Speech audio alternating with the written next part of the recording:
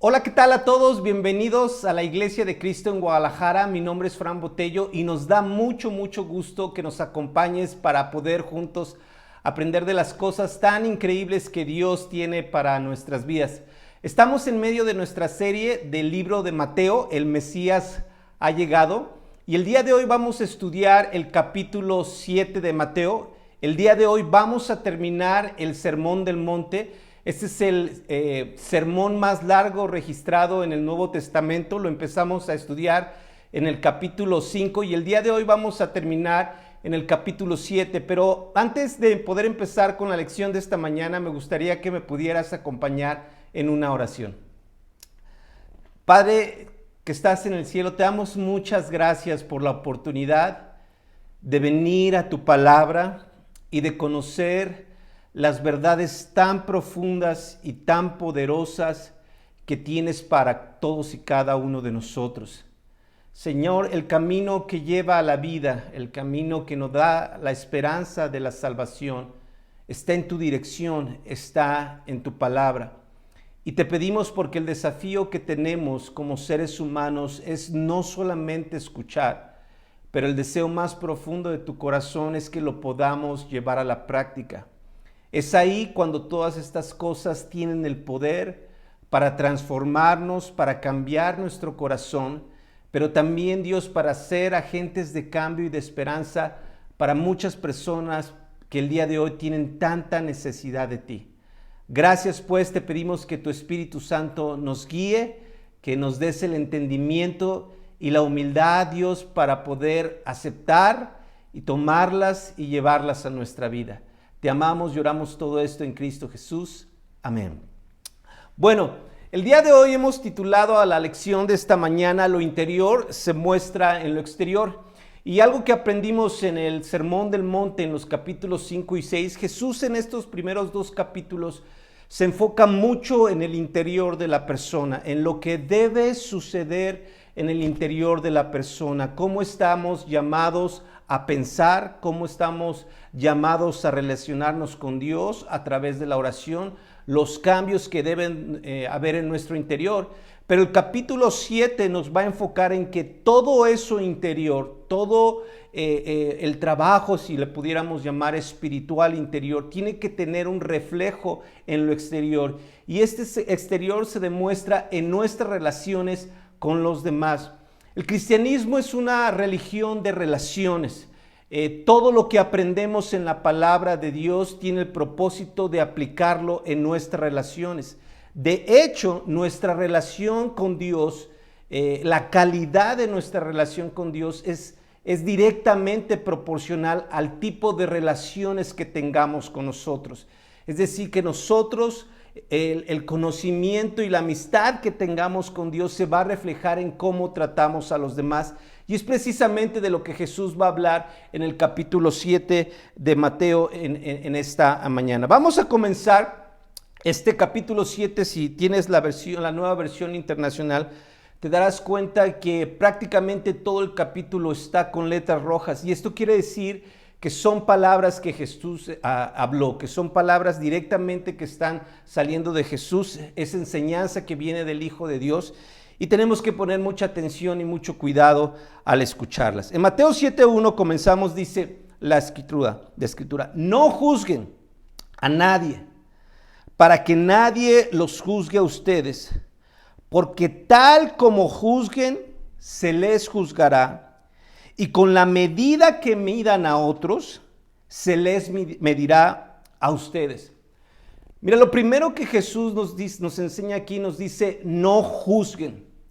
Y la razón por la cual Jesús nos pide esto es que por nuestra naturaleza y nuestra condición caída por nuestro pecado, esa es una tendencia en el corazón del ser humano. La mayoría de nosotros tenemos la tendencia a juzgar a las demás personas. Y Jesús dice, mira, no lo hagas para que nadie te juzgue a ti. Lo que sucede es que cuando juzgamos es como un boomerang. Cuando nosotros juzgamos a las demás personas, dice aquí Jesús que las demás personas, esto va a regresar a nosotros a través del juicio de los demás.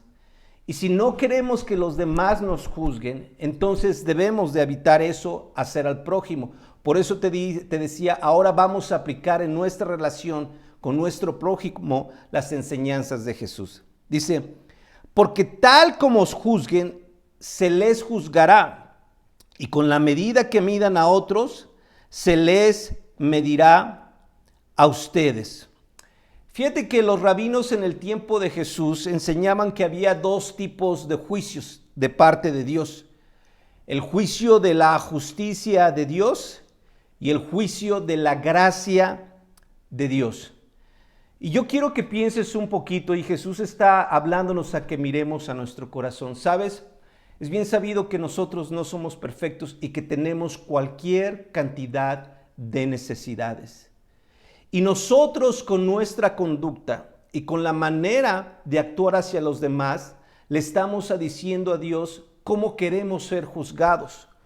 Cuando nosotros somos juiciosos, cuando nosotros juzgamos a las demás personas, le estamos diciendo a Dios que queremos ser juzgados en base a la justicia.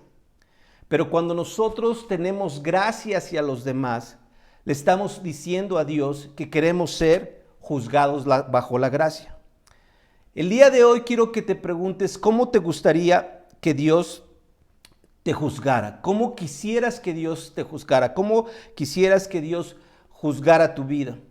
Y tu respuesta va a estar en la manera en que trates a los demás. Como te decía, tarde o temprano todos vamos a necesitar gracia. Y cuando juzgamos a los demás, nos ponemos en lugar de jueces, y es una manifestación de soberbia y orgullo, porque pensamos como si las personas se equivocaran y nosotros no tuviéramos necesidades. Mira, algo que es interesante y que la Biblia señala en este caso es que se prohíbe no el ejercicio debido del juicio en casos necesarios, sino la crítica indebida que no toma en cuenta las debilidades de uno mismo. Muchos cristianos, lamentablemente, al conocer esta palabra y cuando empiezas a tratar sus vidas, algunos la reacción es, me estás juzgando. Pero mira, lo que dice la Escritura aquí es que tenemos que tener cuidado de juzgar de una manera correcta. Cuando somos superficiales, solamente emitimos juicios no teniendo una información completa de lo que está sucediendo con la persona. Y podemos empezar a criticar. Imagínate que de repente ves a alguien en algún buen restaurante y dices, mira, ¿qué anda haciendo aquí si ni tiene dinero? Y por eso está tan endeudado y por eso no salen de pobres y cuestiones de ese tipo. Es cuando nosotros estamos sometiendo un juicio sobre la persona. Pero la realidad es que no sabemos, a lo mejor alguien les regaló esa cena o les invitaron o les regalaron un vale. No sabemos, me explico. Entonces nuestro juicio está equivocado. Ese es el tipo de juicio que Jesús dice que no debemos de juzgar. Pero hay otro tipo de juicio donde Dios sí nos llama a juzgar. Y mira, en Juan 7:24, aquí Jesús les aclara a las personas y les dice, no juzguen por las apariencias. El problema es que muchas veces juzgamos solamente por lo superficial, por las apariencias. Y dice aquí Jesús, juzguen con justicia, en base a la verdad. Mira, me llamó mucho la atención lo que dice el apóstol Pablo en 1 Corintios 6:1. Dice, si alguno de ustedes tiene un pleito contra otro, ¿cómo se atreve a presentar demanda ante los inconversos en vez de acudir a los creyentes? ¿Acaso no saben que los creyentes juzgarán al mundo? ¡Wow! Es decir, que tarde que tú y yo vamos a juzgar al mundo. Dice, y si ustedes han de juzgar al mundo, ¿cómo no van a ser capaces de juzgar casos insignificantes? Aquí había un problema en la iglesia de Corinto.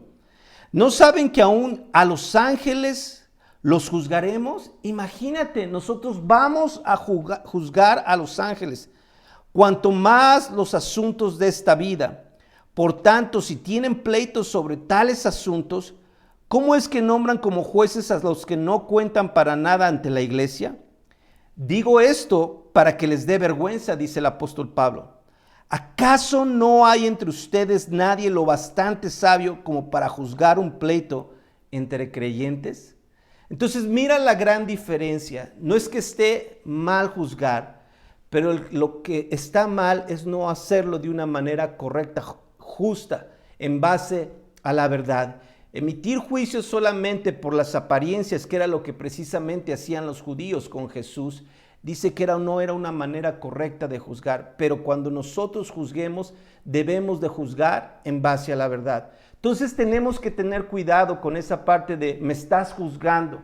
Sabes, Dios nos llama a juzgar, Dios nos llama también dicen que Dios nos va a llamar también a juzgar este mundo, pero tenemos que hacerlo de la manera correcta. Vamos a continuar en Mateo 7:3, dice: ¿por qué te fijas en la astilla que tiene tu hermano en el ojo y no le das importancia a la viga que está en el tuyo? ¿Cómo puedes decirle a tu hermano, déjame sacarte la astilla del ojo, cuando ahí tienes una viga en el tuyo? Hipócrita, saca primero la viga de tu propio ojo y entonces verás con claridad para sacar la astilla del ojo de tu hermano. Y nuevamente vemos aquí cómo Jesús nos está llamando a las relaciones. Y dice, ¿por qué te fijas? Porque nuestra naturaleza es fijarnos en las necesidades de las demás personas y no tenemos la misma capacidad de mirarnos a nosotros mismos. Jesús está utilizando una exageración, dice la astilla. Tú ves la astilla en el ojo de tu hermano, pero tú no ves la viga. En otras palabras, en otras traducciones dice el tronco. Y Jesús usa esta exageración o esta hipérbole para enfatizar un punto muy importante. Y es acerca de que tenemos que desarrollar la capacidad de mirarnos a nosotros mismos en vez de estar viendo lo que hacen las demás personas, porque esa es la tendencia y la naturaleza caída en nuestro corazón. Mira, algo que es interesante es que nuestra hipocresía, porque dice Jesús hipócrita, es mucho más clara a los ojos de los demás que a nuestros propios ojos. Nosotros muchas veces no nos podemos dar cuenta de nuestra realidad, de nuestra necesidad, pero sí somos bien prestos para ver las necesidades y los pecados en la vida de las otras personas. Es más fácil ver el pecado en los demás que ver el pecado en nuestras propias vidas. Y déjame decirte algo, somos más severos para juzgar a los demás que lo somos con nuestras propias vidas. Todos nosotros, los que tenemos conocimiento de la palabra de Dios, o si alguna vez has leído la Biblia, hemos escuchado esta famosa historia acerca de David. Cuando David no fue a la guerra y se quedó en el palacio, y vio a esta mujer que se estaba bañando y la llamó a traer y se acostó con ella, sabiendo que era la esposa de uno de sus guerreros más leales, que era Urías. Lamentablemente esta situación escaló y David estaba en una condición muy mal espiritualmente. Y lo que terminó haciendo es que mandaran a Urías al frente de batalla para que lo mataran y de esa manera poderse quedar con su esposa. Pero sabes, Dios estaba en control de esta situación y esta es una gran lección acerca de la paja en el ojo ajeno y el tronco en nuestro ojo. Y en 2 de Samuel, Dios manda al profeta Samuel a confrontar el corazón de David y mira lo que nos enseña la palabra de Dios. 2 de Samuel 12:1 dice, el Señor envió al profeta Natán, para que hablara con David. Cuando se presentó ante David le dijo, 2 hombres vivían en un pueblo, el uno era rico y el otro pobre. El rico tenía muchísimas ovejas y vacas. Este es David. David tenía muchas esposas y tenía muchas concubinas. Dice, en cambio, el pobre no tenía más que una sola ovejita que él mismo había comprado y criado. Este es Urías. La ovejita creció con él y con sus hijos. Comía de su plato, bebía de su vaso y dormía en su regazo. Era para ese hombre como su propia hija.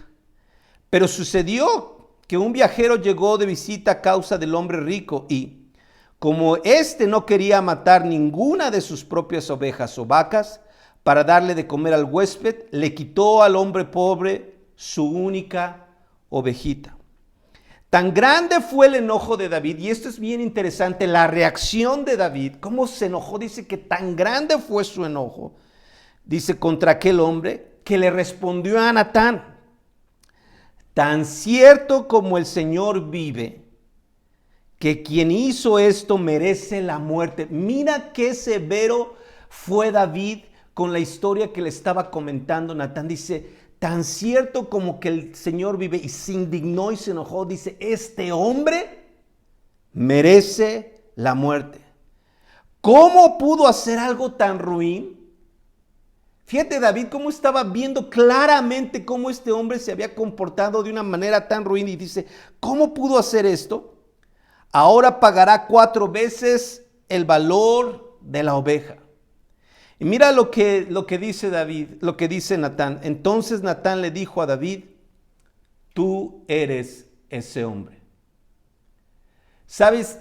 David era capaz de emitir el juicio como rey hacia un trato injusto de otra persona, pero había perdido la capacidad de verse a sí mismo. Y como dicen por ahí, solito se echó la soga al cuello, solito dictó su sentencia, solito él emitió el castigo que debería recibir este hombre. Pero lo único que no se dio cuenta es que ese hombre era él mismo.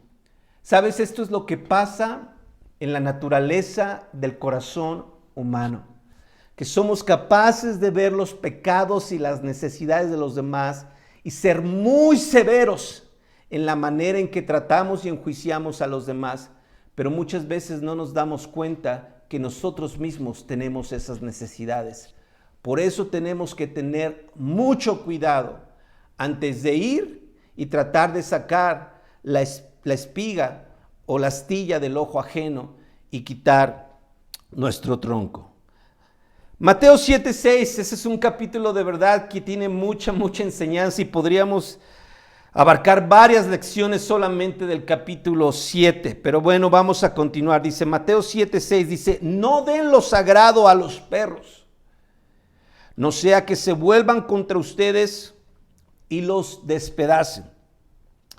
En el tiempo de Jesús, los perros no eran lo que se habían convertido el día de hoy para nosotros, para los hombres modernos.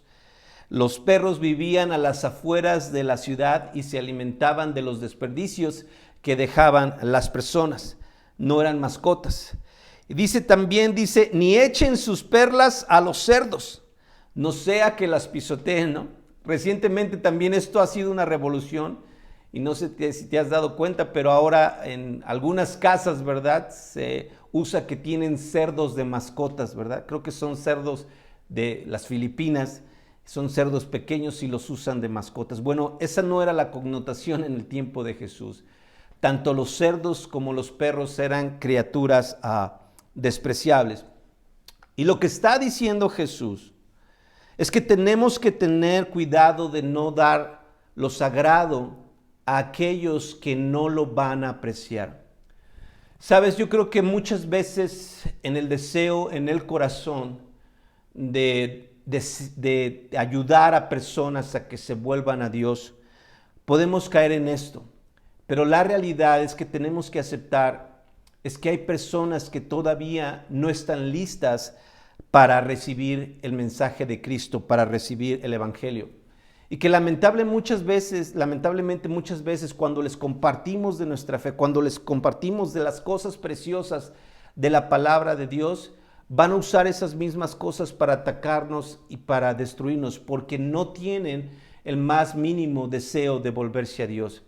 Y tenemos que aceptar eso, y tenemos que tener mucho cuidado con ese tipo de personas. Dice también aquí Jesús, ni echen sus perlas a los cerdos, no sean que las pisoteen. Hay gente que no está lista, que no valora y que lejos de apreciar lo que se le enseña, lo va a pisotear. Y me viene a mi mente este pasaje en Juan 6:65, donde dice que Jesús añadió, dice, por esto les he dicho que nadie puede venir a mí si el Padre no se lo concede. Dios es el que trabaja en el corazón de las personas y nosotros no tenemos el poder para cambiar el corazón de alguien, solamente es Dios. Y si tú y yo hoy tenemos la oportunidad de volvernos a Dios, es por su gracia. Entonces, tengamos cuidado de no dar cosas valiosas a personas que en este momento no están preparadas, que Dios todavía no las ha llamado a venir. Y pidamos al Espíritu mucha dirección y sabiduría para saber los momentos indicados. Continuamos en Mateo 7:7.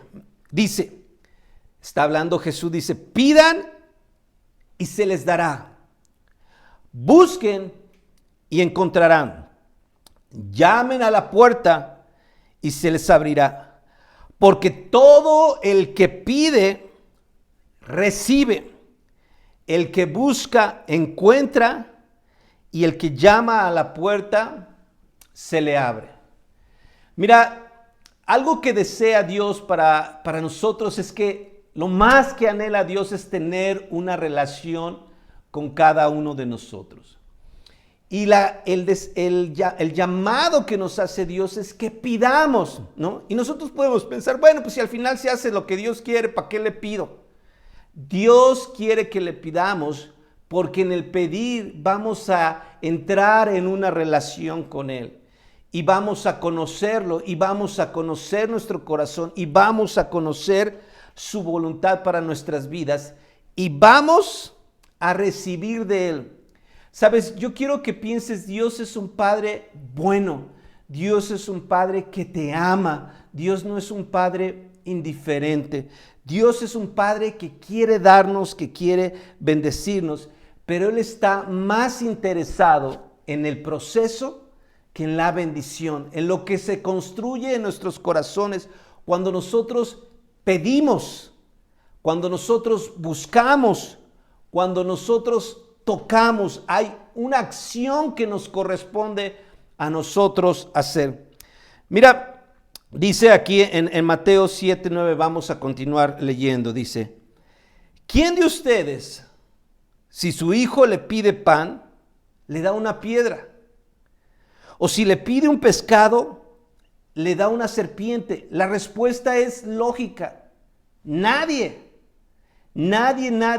daríamos una serpiente si se nos pide un pescado, o daríamos una piedra si se nos pide un pan. No, dice Jesús, pues si ustedes, aun siendo malos, si nosotros que tenemos tantas necesidades y somos malos, dice, saben dar cosas buenas a sus hijos, cuánto más su Padre que está en el cielo dará otra vez cosas buenas a los que se la piden. Dios quiere darnos, ya lo vimos. Dios es un Dios que se deleita en dar a sus hijos como nosotros nos deleitamos en dar a nuestros hijos. Pero hay dos palabras que me llaman mucho la atención y que se repiten en estos versículos. Cosas buenas. Dios quiere darnos cosas buenas, no cosas que nos van a destruir, no cosas que nos van a dañar, no cosas que nos van a perjudicar, no cosas que nos van a hacer sufrir y no cosas que nos van a apartar de Él. Las cosas que vienen de Dios son cosas buenas y son cosas para nuestro bien. Esto es muy diferente porque nosotros somos muy torpes, muy pequeños en nuestra manera de pensar y a veces confundimos lo que queremos con lo que necesitamos. Mira cómo lo dice Santiago en Santiago 4:2, dice, no consiguen lo que quieren porque no se lo piden a Dios. O sea, primeramente dice Santiago, ustedes no consiguen cosas en su vida porque no se lo piden a Dios. Y por eso dice Dios, pídanme, llamen, toquen. Si quieres recibir algo de Dios, tienes que empezar por pedirlo y por tener una relación con Él. Y después dice Santiago, y si se lo piden, no lo reciben porque lo piden mal. Entonces ya hiciste la primera parte. Ok, Dios dice, pide, llama, toca. Ok, Dios, aquí estoy pidiendo, llamando y tocando. Pero ahora no se trata nada más de pedir, sino se trata de pedirlo de una manera correcta, no de pedirlo mal. Dice Santiago después, pues lo quieren para gastarlo en sus propios placeres. Lamentablemente, muchas de las peticiones que los seres humanos hacen a Dios tienen propósitos egoístas, tienen propósitos egocentristas, solamente centrados en la satisfacción personal, pero no cosas que son buenas a los ojos de Dios. Cosas como esas, peticiones como esas, no esperemos recibir de Dios. Y tenemos que estar muy atentos. Por eso te decía que Dios está más interesado, porque en el proceso de la petición y en el proceso de la oración, nosotros nos vamos a dar cuenta de que muchas veces las cosas que pedimos tienen propósitos egoístas en nuestras vidas. Dios va a contestar nuestras oraciones siempre y cuando sean de acuerdo a su voluntad. Continuamos en Mateo 7:12, dice, así que en todo momento traten ustedes a los demás tal y como quieren que ellos los traten a ustedes. Esto es lo que todo mundo conoce como la famosa regla de oro. Traten a los demás como quieran que los traten a ustedes. Y me llama mucho la atención, dice, de hecho, esto es la ley y los profetas. Jesús dice, si tú quisieras resumir el Antiguo Testamento en unas pocas frases, se trata de esto, de tratar a los demás como te gusta que te trataran a ti.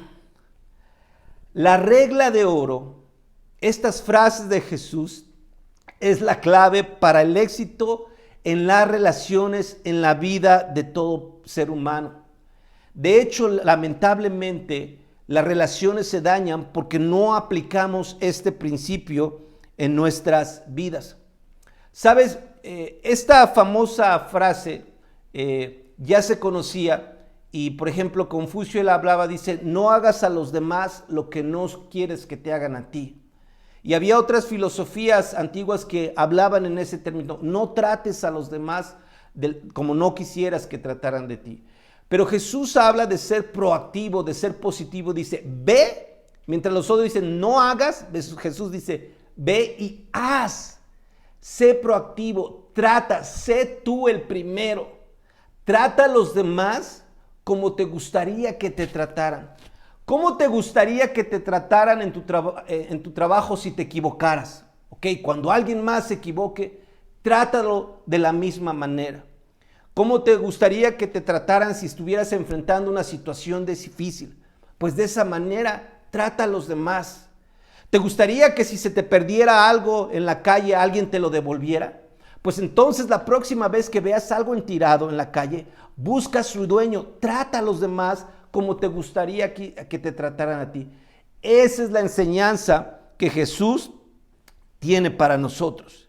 Mateo 7:13 dice, entren por la puerta estrecha, porque es ancha la puerta y espacioso el camino que conduce a la destrucción, y muchos entran por ella.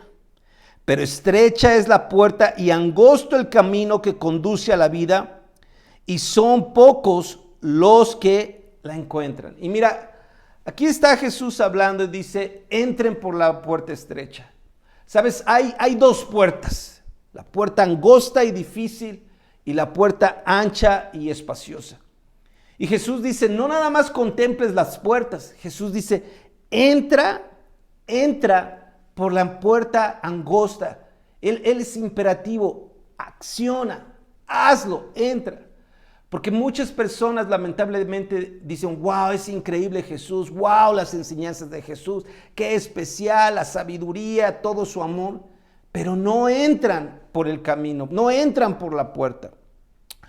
El capítulo 7 habla mucho acerca de la dualidad opuesta en las enseñanzas de Jesús, y Jesús no deja espacios para intermedios.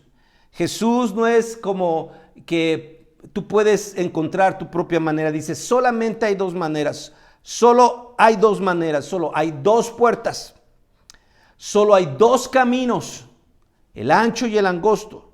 Solo hay dos destinos, la vida y la muerte. Solo hay dos tipos de personas, los que hacen la voluntad de Dios y los que desobedecen la voluntad de Dios. Solo hay dos tipos de fruto, el fruto bueno, el fruto malo. Solo hay dos maneras de construir, en Jesús o sin Jesús. Solamente hay dos fundamentos y solamente hay dos casas. Aquí no hay nada, Jesús no enseñó nada de que todos los caminos llevan a Dios. De hecho, esa no es la frase correcta.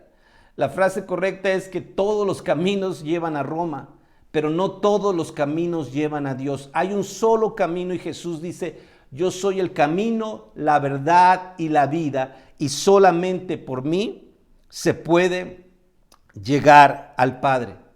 Dios no es como dicen por ahí, que es como una montaña donde cada quien sube por algún lado de la montaña y nos vemos allá arriba. No, Jesús dice solo hay dos caminos, el camino que lleva a la vida y el camino que lleva a la destrucción.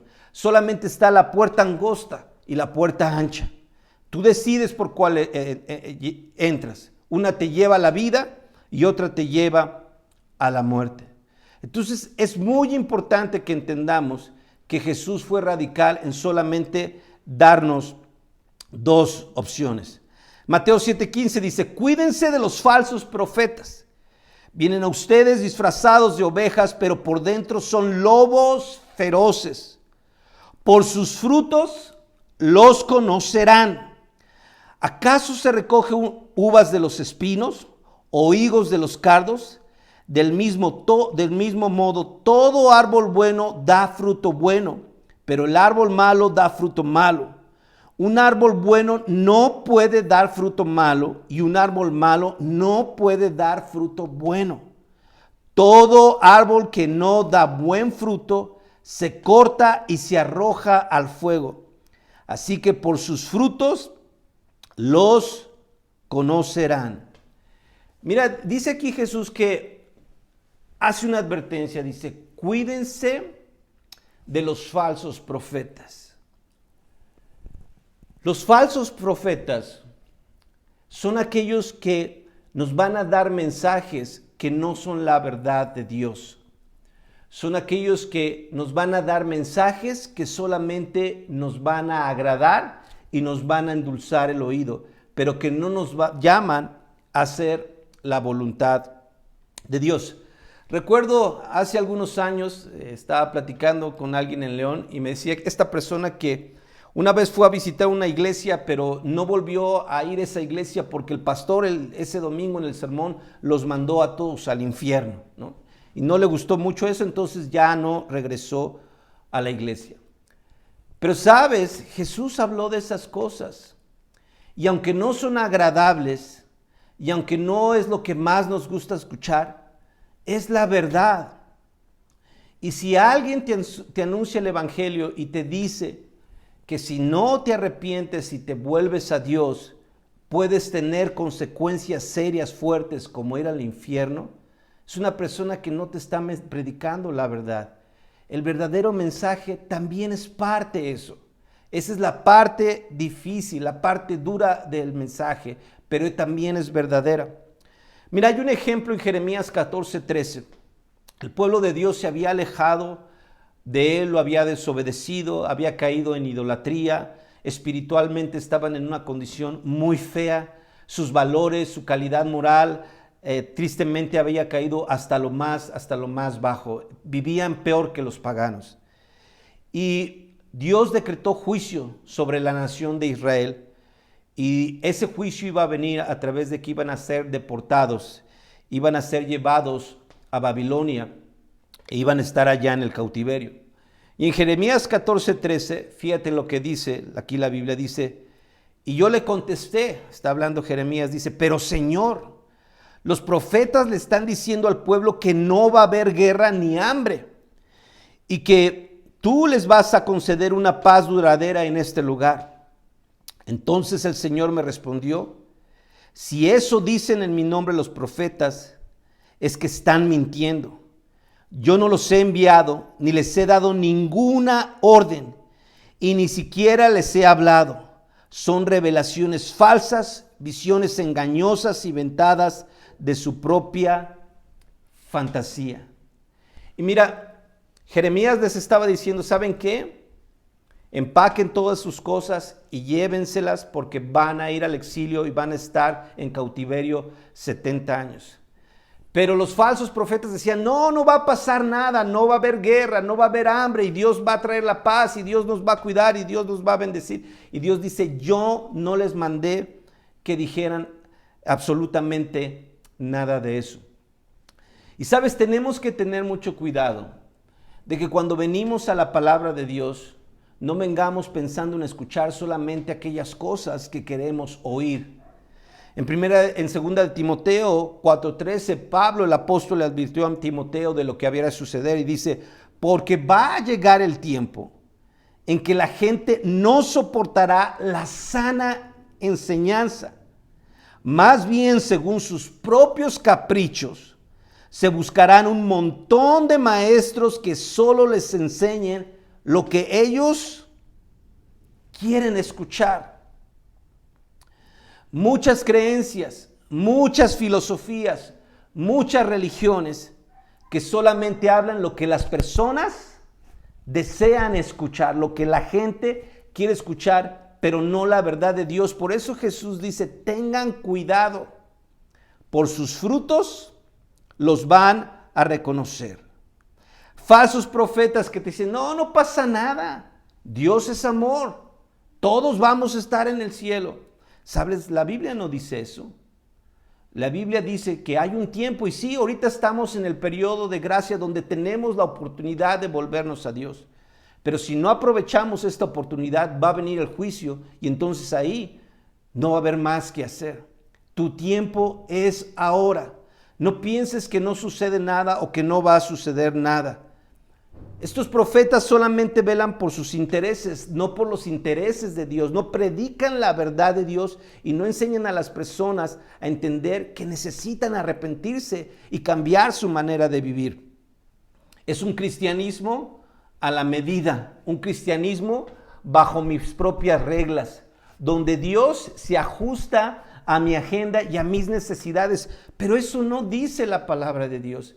Es totalmente lo opuesto. Somos nosotros quienes nos tenemos que volver a Dios. Somos nosotros los que tenemos la necesidad.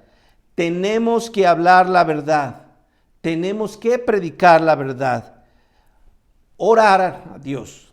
Escuchar a Dios a través de su palabra. Venir a la iglesia. Estar dentro del cuerpo de Cristo es parte del plan de Dios.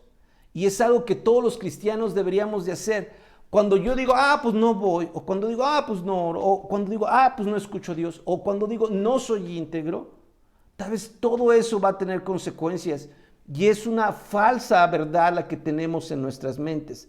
Tarde o temprano vamos a enfrentar el fruto de nuestras propias acciones. Vámonos en Mateo 7:21, dice: no todo el que me dice Señor, Señor entrará en el reino de los cielos, sino solo el que hace la voluntad de mi Padre que está en el cielo. Muchos me dirán en aquel día: Señor, Señor, ¿no profetizamos en tu nombre? Y en tu nombre expulsamos demonios e hicimos muchos milagros. Entonces les diré claramente: jamás los conocí, aléjense de mí, hacedores de maldad. Dice Jesús: sobre aviso no hay engaño. No todo el que me diga Señor, Señor va a entrar. El día de hoy, una de las necesidades más fuertes es que la mayoría de las personas hablan de creer en Dios, pero no es suficiente con creer en Dios, no es suficiente con mencionar el nombre de Dios. Dice, porque aquí dice: solo los que hacen la voluntad de mi Padre, solo los que hacen la voluntad de Dios, no los que hacen su santa voluntad. Hay personas que no hacen la voluntad de Dios, sin embargo, nombran a Cristo, pero lo que están haciendo es solamente su voluntad. Y dicen: no, Dice Dios, a esos no. La religiosidad consiste en hablar de Dios, pero no vivir la voluntad de Dios, sino hacer mi voluntad. Dice Jesús que en su momento va a decir, yo a ustedes jamás los conocí, porque ustedes y yo no tuvimos una relación, no nos conocimos, no éramos amigos. Tú no venías y me buscabas en oración cada mañana, no me escuchabas, no escuchabas mi palabra. Dice, no, jamás los conocí. Y luego algo que dice, aléjense de mí. Y qué fuerte ser rechazado por Dios, qué fuerte que Dios nos dijera en algún momento, ¿sabes qué? Aléjate. Tú nada más dices, pero no haces mi voluntad, no tienes la mínima intención de obedecerme. Tú eres un hombre que practica el pecado, que te gusta el pecado. Y luego por último dice, hacedores de la maldad. Otra vez, las dos opciones, o hacemos la voluntad del otro, o hacemos la voluntad de Dios. Dice, ustedes mencionan, pero no hacen mi voluntad. Cuando no hacemos la voluntad, dice aquí, ustedes son hacedores de maldad, ustedes son malvados. Si no hacemos la voluntad de Dios, vamos a terminar haciendo la voluntad del otro. Y es por eso que dice Jesús, tengan cuidado, porque no porque me digan Señor van a entrar. Mateo 7:24 dice, por tanto, todo el que me oye estas palabras y las pone en práctica es como un hombre prudente que construyó su casa sobre la roca. Cayeron las lluvias, crecieron los ríos y soplaron los vientos y azotaron aquella casa con todo. La casa no se derrumbó porque estaba cimentada sobre la roca. Pero todo el que me oye estas palabras y no las pone en práctica es como un hombre insensato. En otras traducciones dice como un tonto que construyó su casa sobre la arena. Cayeron las lluvias, crecieron los ríos, soplaron los vientos y azotaron aquella casa. Esta se derrumbó y grande fue su ruina. Hace unos meses hubo unas lluvias aquí en las colonias de arriba, en la colonia de las Lomas de la Primavera, aquí en Zapopan, y nos fuimos a asomar acerca de las necesidades. Y pasamos precisamente por donde el río se desbordó, y nos tocó ver una casa que estaba precisamente a las orillas de este río. Y lo que lamentablemente hicieron muchas personas que vivían por ahí, que se vieron afectados, es que le ganaron al río y rellenaron el río con la tierra, para ganar terreno, rellenaron con cascajo, con tierra, y ahí fincaron sus casas. Entonces cuando vino esta casa precisamente estaba en la esquina, y cuando el río volteaba ahí, empezó a desgajar toda la tierra y quedó inhabitable. Vimos la casa cómo estaba ahí. Y después, una semana después, unos días después, volvió a llover y me tocó ver en la televisión esa casa que vimos, cómo se vino abajo. Y es porque no tenía sus casas, sus cimientos sobre la roca. El día de hoy en Israel hay casas que tienen sus cimientos sobre la roca y tienen más de 3,000 años en pie. ¿Te das cuenta de la diferencia que hace los cimientos? Dice, cuando tú aplicas la palabra de Dios en tu vida, los cimientos están en la roca y los cimientos es Cristo. Los cimientos de una casa determinan si ésta se va a sostener cuando las pruebas vengan. Todos nosotros sabemos que las lluvias, las tormentas, las corrientes son las pruebas que la vida trae. Y esto va a revelar en dónde está construida nuestra casa. Mira, tú puedes ver dos casas y las puedes ver perfectamente igual, ves la fachada bonita, pero hay algo que no se ve, son los cimientos, y eso va a hacer la diferencia. Y sabes, podemos también venir a la iglesia, podemos andar caminando así, y solamente damos una apariencia, pero solamente Dios sabe la clase de cimientos que tienes en tu vida. Es muy importante que tu vida la construyas en Cristo. Solamente hay dos maneras de construir. En Cristo, que es la roca, o sin Cristo, que es la arena. Y dice Jesús que la casa que se construye en la roca va a resistir, tu vida va a resistir, pero la casa que se construye en la arena se va a venir abajo. Si tu vida se está viniendo abajo en cualquier área, es porque tu vida no está edificada en Cristo. Y Jesús dice, sé una persona prudente, construye sobre la roca, porque es la única manera en que vas a poder salir adelante. Mateo 7:28, aquí terminamos. Cuando Jesús terminó de decir esas cosas, las multitudes se asombraron de su enseñanza, porque les enseñaba como quien tenía autoridad y no como los maestros de la ley. Wow, esto es impresionante. ¿Sabes? Muchas de estas enseñanzas las personas las habían escuchado de los maestros de la ley, de los escribas, etc. Pero veían algo bien diferente en Jesús.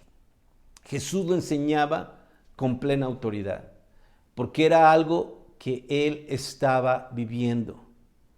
El poder para hablar de las cosas de Dios viene cuando nosotros lo estamos viviendo. De lo contrario, son palabras vacías y son palabras huecas. Y la gente puede saber cuando alguien está verdaderamente comprometido con Dios, a cuando alguien solamente habla de las cosas de Dios, pero no tiene una vida que lo respalde. Tengamos una vida que nos respalde. Construyamos en la roca que es Cristo. Entremos por el camino angosto que lleve a la vida y disfrutemos de todas las bendiciones que Dios tiene para nosotros. Les amo mucho. Hasta la próxima.